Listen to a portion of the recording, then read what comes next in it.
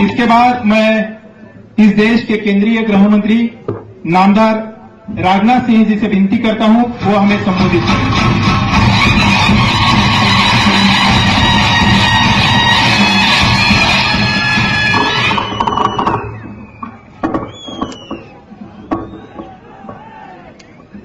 Bharatiya Janata party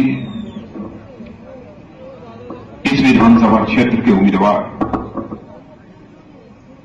Shri Subhash ji Deshmukh और यहां के लोकप्रिय सांसद जिन्हें खासदार बोलते हैं ऐसे श्री शरद बनसोड़े जी, श्री शाहजी पवार जिलाध्यक्ष सोलापुर, श्री शिव शरण जी विराइदर पाटिल, श्री सुनील बेडगर जिलाध्यक्ष, यहां उपस्थित मेरे सभी सम्मानित बहनों एवं भाइयों, मी प्रथमच बल सिद्धांच्या पवित्र भूमीमध्ये आलेलो आहे आपल्या सर्वांचे हार्दिक स्वागत करतो। मेरे बहनों भाइयों, मैं मराठी में नहीं बोल सकता हूं, लेकिन थोड़ी बहुत मराठी में समझता हूं और पहली बार मैं यहां पर आया हूं और आप लोगों ने फूलों की हार पहनाकर, तालियां बजाकर और इस क्षेत्र की आन बान शान की प्रतीक यह पगड़ी पहनाकर मेरा स्वागत किया है। मैं भी अपनी तरफ से आप सभी बहनों भाइयों का हार्दिक अभिनंदन करता हूं, आप सभी का स्वागत करता हूं। मैं यदि आज यहां पर आया हूं तो सुभाष जी देशमुख के लिए वोट मांगने आया।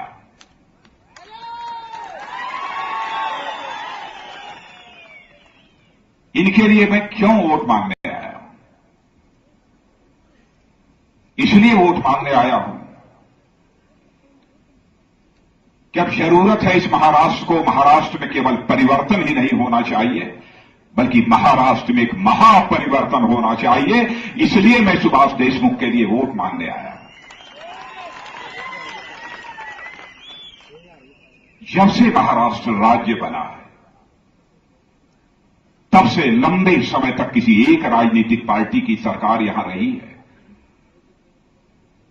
या तो कांग्रेस की सरकार रही है अथवा मिलीजुली कांग्रेस एनसीपी की सरकार रही है।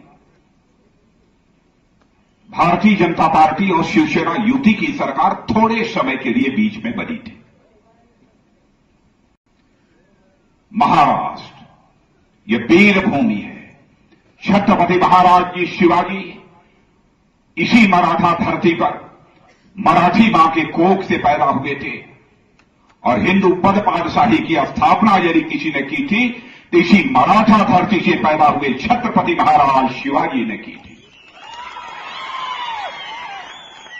यह यहां छत्रपति महाराज शिवाजी की धरती है, वहीं पर समर्थ गुरु रामदास की यह धरती है, संत तुकाराम की धरती है, संत नामदेव की धरती है, बाबा साहब भीमराव अंबेडकर की धरती है और साथ ही जिनका हाल में ही स्वर्गवास हुआ है ऐसे हमारे पूज्य बाला साहब ठाकरे की भी यह धरती है।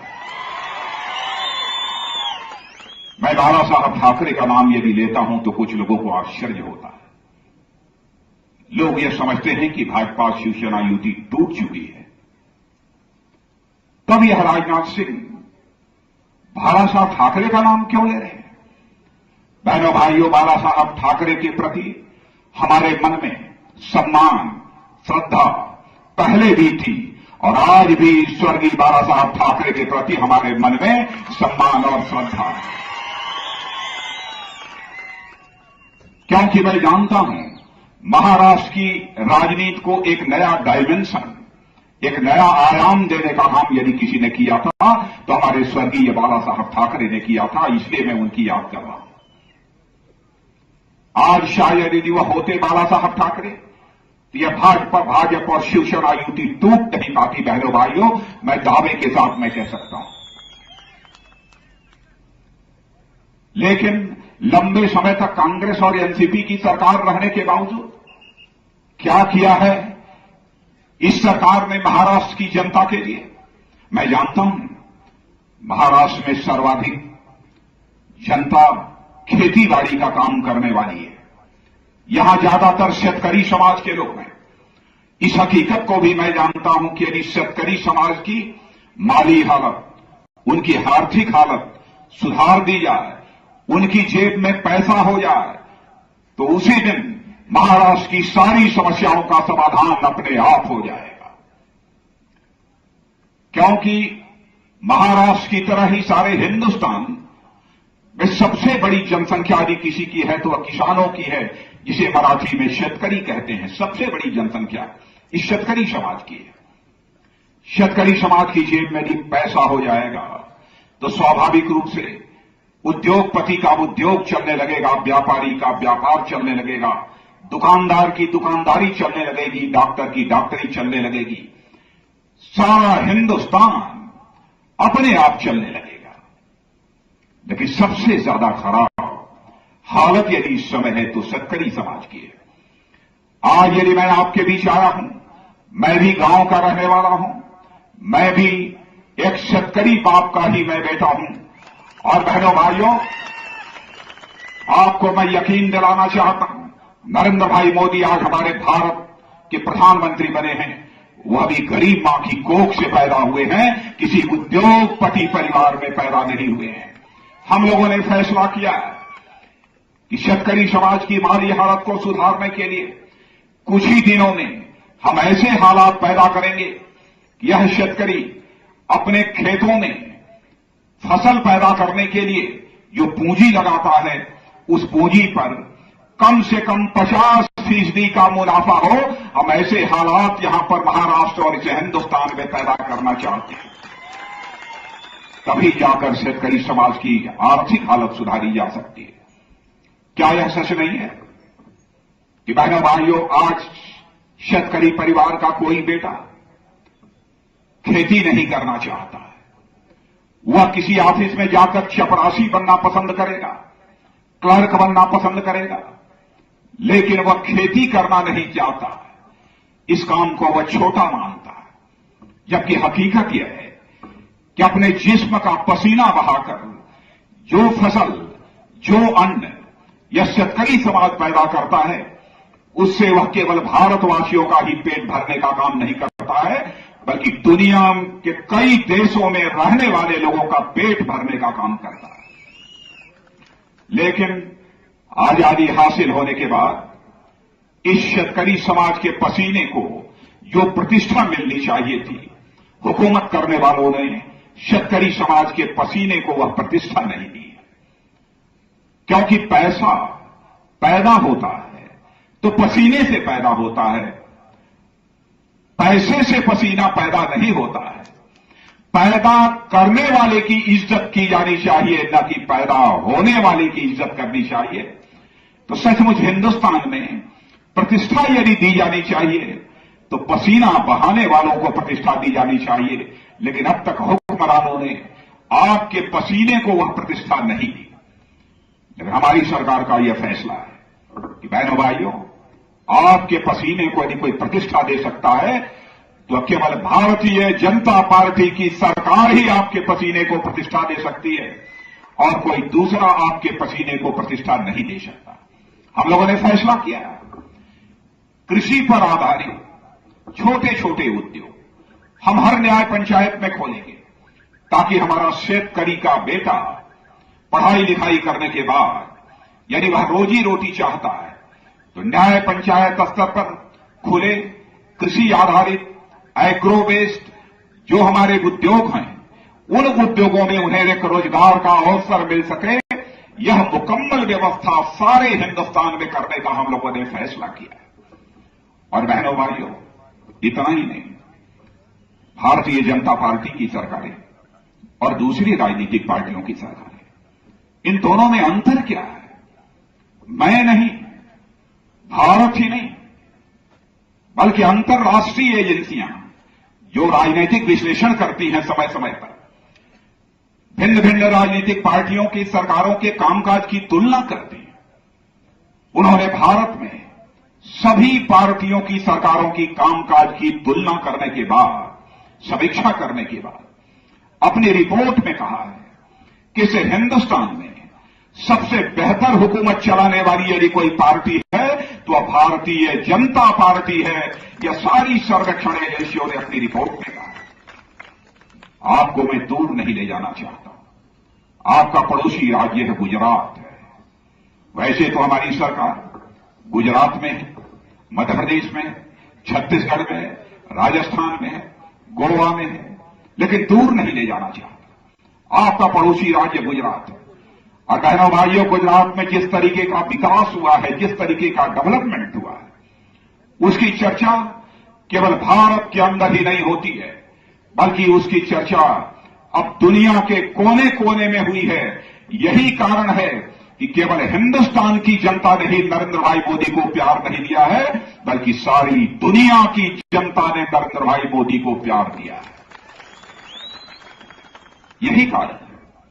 विकास यदि कोई कर सकता है तो केवल भाजपा की सरकार ही विकास कर सकती है, मैं दावे के साथ में कह सकता हूं। आप देखिए, पिछले 10 वर्षों में और महाराष्ट्र में 15 वर्षों से लगातार कांग्रेस और एनसीपी की सरकार रही है। क्या यह सच नहीं है? जब जब कांग्रेस की हुकूमत आती है, महंगाई तेजी के साथ बढ़ने लगती है। लेकिन इसके पहले 6 वर्षों तक, 10 साल के पहले 6 वर्षों तक हम लोगों ने भी से हिंदुस्तान में सरकार चलाई है।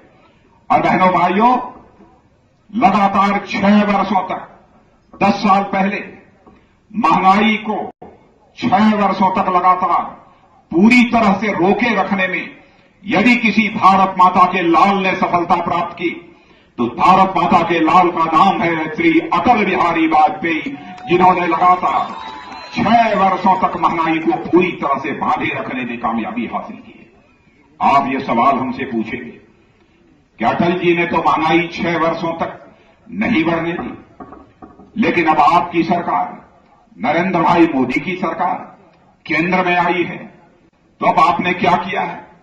मैं यह दावा नहीं करना चाहता कि हमने 4 महीने के अंदर महंगाई को 10 साल वाले हालात में लाकर खड़ा कर दिया है। यह दावा नहीं करना चाहता, लेकिन इतनी बात बहनों भाइयों मैं दावे के साथ कह सकता हूं, 4 महीने के अंदर जो महंगाई लगातार 10 सालों से बढ़ रही थी, उस महंगाई को रोकने में हमारी सरकार ने कामयाबी हासिल की है। यह बात मैं दावे के साथ में कह सकता हूं। महंगाई को आगे हम लोगों ने बढ़ने नहीं दिया। आपने देखा होगा, कांग्रेस और एनसीपी के शासनकाल में बराबर हर महीने कभी पेट्रोल की कीमत बढ़ जाती थी, डीजल की कीमत बढ़ जाती थी, कभी कभी तो महीने में 2-2, 3-3 बार पेट्रोल और डीजल की कीमतें बढ़ जाया करती थी। लेकिन 4 महीने के अंदर ही यह करिश्मा देखा होगा आपने। 4 महीने के अंदर 3 बार पेट्रोल की कीमत कम हुई है। बहनों भाइयों, पहली बार ऐसा हुआ है, 3 बार पेट्रोल की कीमत कम हुई है। और आज मैं आपको यह संकेत देकर जा रहा हूं, कुछ ही दिन और प्रतीक्षा करिएगा, पेट्रोल की कीमत और साथ ही साथ डीजल की कीमत भी कम ऐसे ही होती चली जाएगी, आगे भी होती चली जाएगी। महंगाई को हम लोग किसी भी सूरत में बढ़ने नहीं देंगे, चाहे उसके लिए कितने भी प्रभावी कदम हमको क्यों न उठाने पड़े, क्योंकि मैं जानता हूं महंगाई का सीधा खामियाजा यदि किसी को भुगतना पड़ता है तो हमारे गरीब लोगों को भुगतना पड़ता है, हमारे शेतकरी लोगों को भुगतना पड़ता है। इसलिए महंगाई को हम किसी भी सूरत में बढ़ने नहीं देंगे। और सब तो सब, सबसे बड़ा काम सरकार बनते ही जो हम लोगों ने किया है, क्या कभी आपने सुना था किसी प्रधानमंत्री के शपथ ग्रहण समारोह में पड़ोस के सारे देशों के राष्ट्राध्यक्ष मौजूद हों? भारत के इतिहास में पहली बार हुआ है जब नरेंद्र भाई मोदी जिस दिन शपथ ले रहे थे, ओथ ले रहे थे प्रधानमंत्री पद की, तो भारत की राजधानी दिल्ली में बहनों भाइयों सारे पड़ोसी देशों के राष्ट्राध्यक्ष मौजूद थे। उसी दिन सारी दुनिया में भारत की साख, भारत का सम्मान और स्वाभिमान बढ़ गया था। पहली बार ऐसा हुआ। इसके पहले भारत के अंदर ये देखने को कभी नहीं मिला। भारत की प्रतिष्ठा अंतर्राष्ट्रीय जगत में तेजी के साथ गिरी थी कांग्रेस और एनसीपी के शासनकाल में। मैं पिछले साल पार्टी का राष्ट्रीय अध्यक्ष रहते हुए एक बार अमेरिका गया था। वैसे मैं शेतकरी का बेटा हूं, बहुत जल्दी विदेश वगैरह जाता नहीं हूं और हमारी जाने की बहुत इच्छा करती है। कई लोगों का निमंत्रण था, वहां के सीनेट और कांग्रेस का भी निमंत्रण था, इसलिए मैंने फैसला किया कि ठीक है मुझे जाना चाहिए। मैं गया, लोगों ने लंच भी दिया, डिनर भी दिया। सारे जैसे यहां खासदार आपके होते हैं वैसे ही सीनेट और कांग्रेस के वहां खासदार होते हैं। लोगों से बातचीत हुई, वहां के दिग्गज नेताओं से बातचीत हुई। जब मैं वहां से चलने वाला था उसके एक दिन पहले वहां के कुछ नेताओं ने और कुछ प्रेस के लोगों ने मुझसे पूछा, क्या पार्टी के अध्यक्ष हैं और आप नरेंद्र भाई मोदी को भारत का प्रधानमंत्री बनाना चाहते हैं? उस समय तक वह घोषित नहीं हुए थे।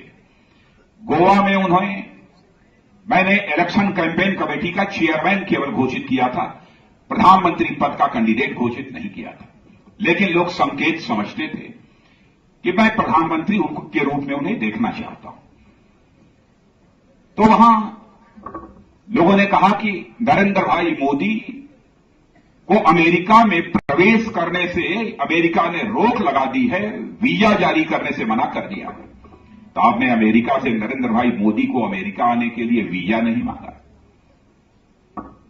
तो मैंने कहा कि नरेंद्र भाई मोदी ने कभी भी अमेरिका से आने के लिए अमेरिका सरकार से कभी वीजा नहीं मांगा है, उन्होंने कभी इच्छा भी नहीं व्यक्त की है। लेकिन धीरे से मैंने उनके कान में कह दिया, सुन लेना, 8-10 महीने के अंदर ही हिंदुस्तान की जनता ऐसे हालात पैदा कर देगी कि अब पूरा का पूरा अमेरिका रेड कारपेट बिछाकर हमारे नरेंद्र भाई मोदी की आगवानी करेगा। और आपने देखा होगा कि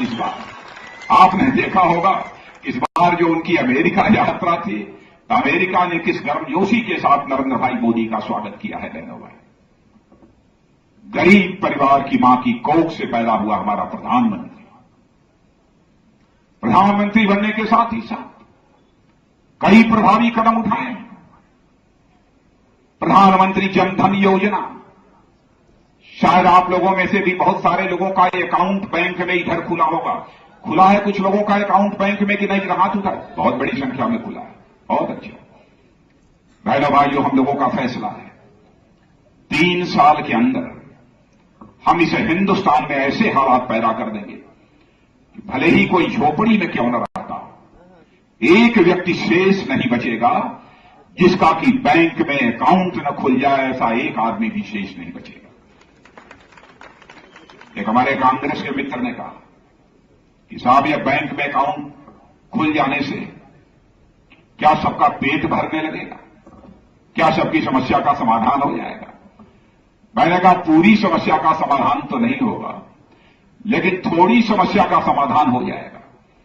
बहनों भाइयों, जिस दिन आपका बैंक में अकाउंट खुला है उसी दिन आपका 1 लाख रुपए का जीवन बीमा पक्का हो गया है। उसी दिन 1 लाख रुपए का जीवन बीमा पक्का हो गया।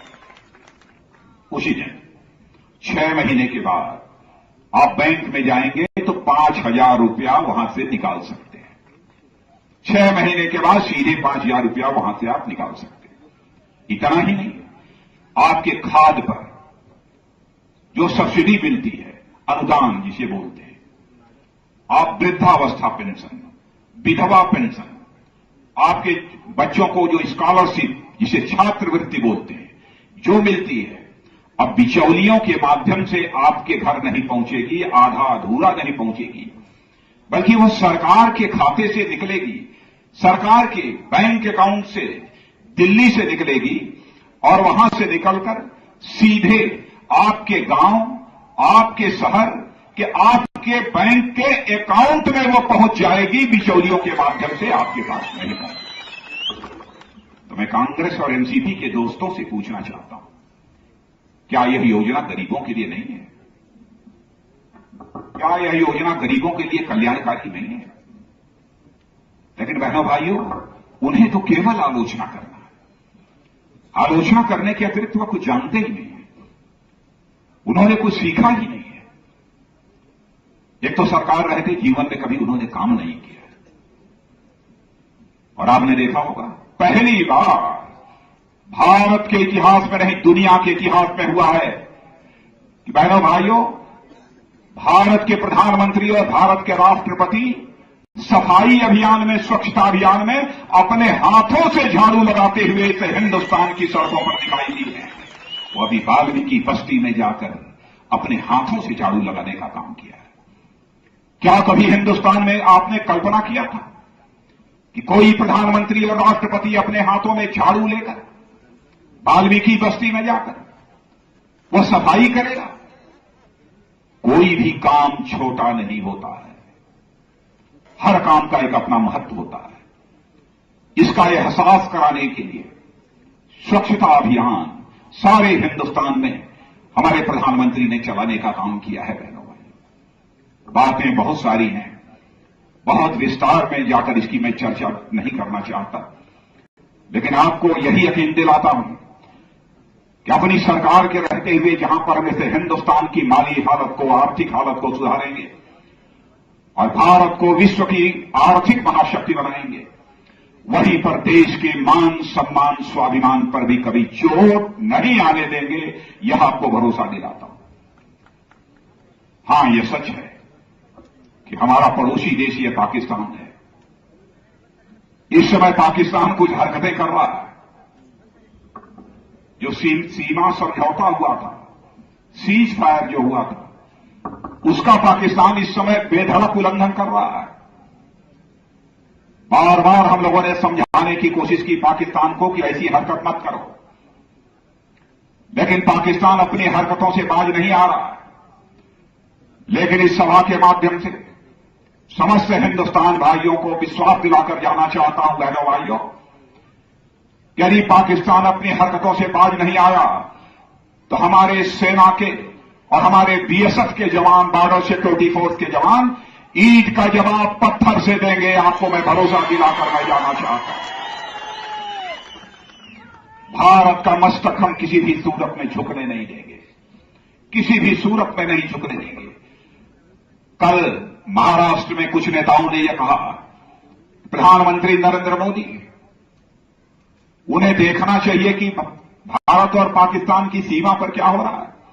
वह आकर हरियाणा और महाराष्ट्र की सभाओं में भाषण कर रहे हैं। हमारे प्रधानमंत्री से वह जवाब चाहते थे। मैं उन सारे प्रतिपक्ष के नेताओं को बतलाना चाहता हूं, जो कुछ भी इस समय भारत पाकिस्तान की सीमा पर हो रहा है, उसका जवाब देने की हमारे प्रधानमंत्री की कोई जरूरत नहीं है। उसका मुंहतोड़ जवाब देने का काम यदि कोई कर रहा है तो हमारे बॉर्डर सिक्योरिटी फोर्स और सेना के जवान कर रहे हैं। कुछ ही दिनों में इसका खुलासा आपको हो जाएगा। बहनों भाइयों, हम लोगों ने नहले पर दहला चलाया है, और हमारे सारे सेना और बीएसएफ के जवानों का हौसला बुलंद है। इसीलिए मैंने कहा, किसी भी सूरत में हम आपके मस्तक को झुकने नहीं देंगे। भारत का मान, सम्मान, स्वाभिमान की सुरक्षा करना, यह हमारी प्राथमिकता है। इसलिए आज के दिन मैं आपसे कहने आया हूं, यदि आप महाराष्ट्र का विकास चाहते हो, आप भारत की स्वाभिमान की आप रक्षा चाहते हैं, तो बहनों भाइयों, आप सभी भारतीय जनता पार्टी के प्रत्याशियों को भारी मतों से विजय दिलाइए। सुभाष जी देशमुख ये पहले सांसद भी रह चुके हैं, इनके कामकाज को भी आपने देखा।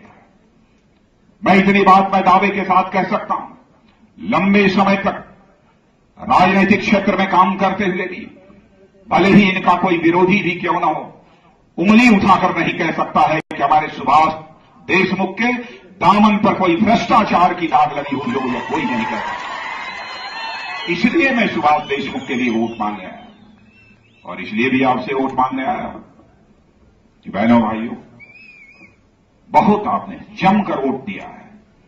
हम लोगों की भाषा में कहते हैं, छप्पर फाड़ कर आप लोगों ने लोकसभा के चुनाव में वोट दिया है, और हमारे शरद वानखेड़े जी को भी सांसद बनाकर आपने भेजा है। महाराष्ट्र से भी आपने बड़ी संख्या में भाजपा के लोगों को चुनकर भारत की संसद में भेजा है।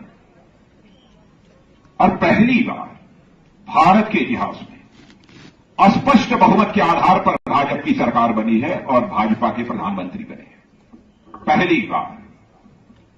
इसके पहले कभी भी किसी गैर कांग्रेसी राजनीतिक पार्टी को भारत की संसद में स्पष्ट बहुमत नहीं मिला था।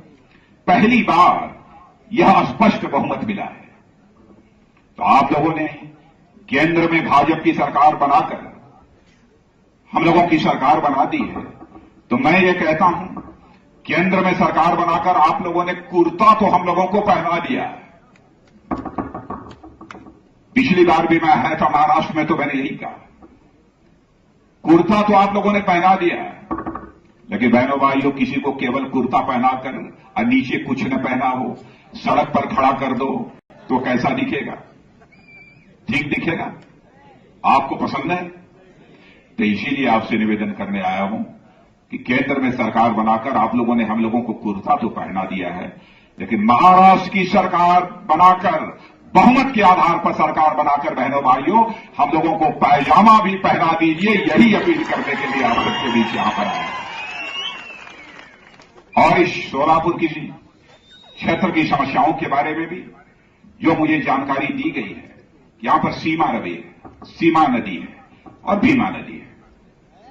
ये सारी ये दोनों नदियां पूरी तरह से सूखी रहती हैं, यह मुझे बतलाया गया है।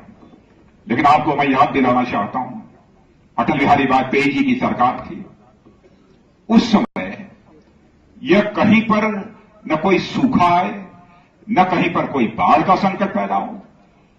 इसलिए अटल बिहारी वाजपेयी जी ने फैसला किया था कि हिंदुस्तान की सारी नदियों को हम एक दूसरे से जोड़ दें।